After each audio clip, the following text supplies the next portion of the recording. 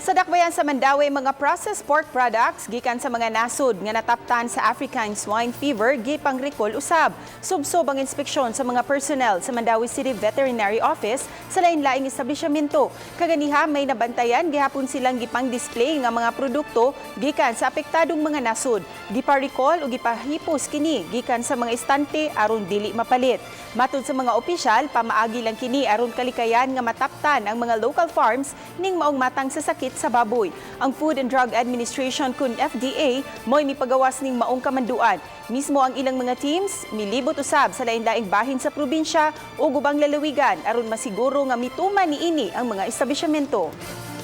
Actually, it will not affect sa ato ang health, but ato ni silang gidepensahan nga dili gid ni sila makasulod sa ato ang country para dili pud maapektahan atong hog raising industry, once nga makasulod ni sa ato ang country. We are protecting the hog industry. That's why we are encouraging to support local pork jud this time. Okay, once maigo ni ato ang pork industry, atong hog industry sa Philippines, imagine billions of pesos mawa na to. And at the same time, ang demand sa food maglisod sa